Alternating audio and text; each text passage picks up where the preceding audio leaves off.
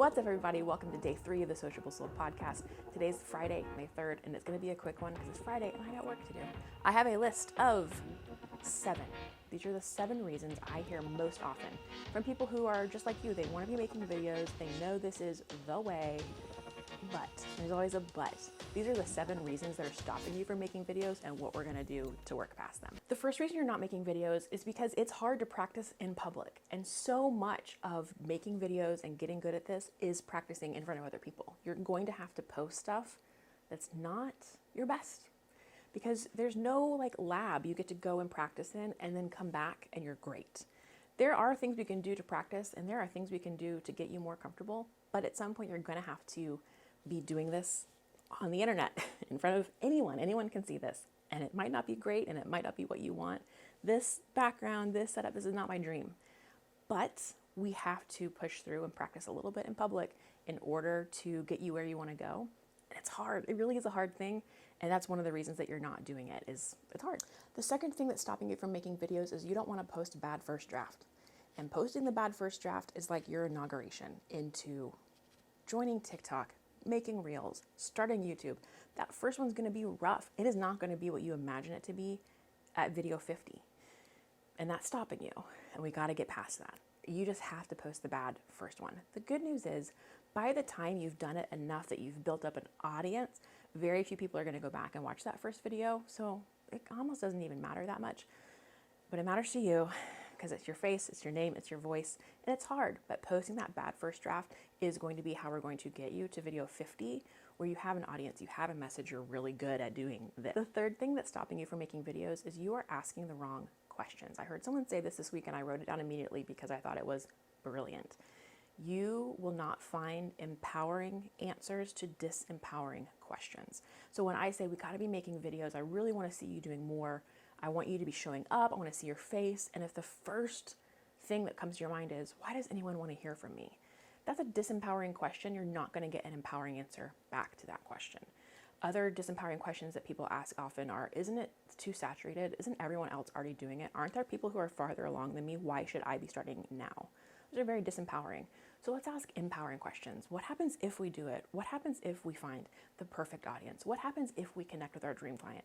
What happens if we fall in love with this? What happens if this changes our business? What if this changes our business? That's a cool question to ask versus why should we do it? Why should we waste the time? Why should we put the effort in? You're not going to get empowering answers back to disempowering questions. In that same vein, the fourth reason that you're not making videos, you're spending too much time talking yourself out of it versus talking yourself into it. The people that you think that are farther than you, they're there because they have spent their time talking themselves into it versus talking themselves out of it. So talking yourself into it will move you towards it. Talking yourself out of it will move you away from it. And that sounds like stupid and basic, but I did not realize how much of my inside mental chatter was me trying to talk myself out of doing things versus committing, doing this, and being like, all right, well, every day I'm going to have to talk myself into it because I'm here now. It's a good little game changer. All right, reason number 5. 5, 6, 7, yeah. Reason number 5 that you're not making videos is you are afraid to say the same things over and over and over and over and over and over and over again. As you start to make videos, you will find you should not have 50 different marketing messages. You should have one solution that you offer and maybe 3 ways that you talk about it. 3 messages. Anything more than that, we're going to get way off track.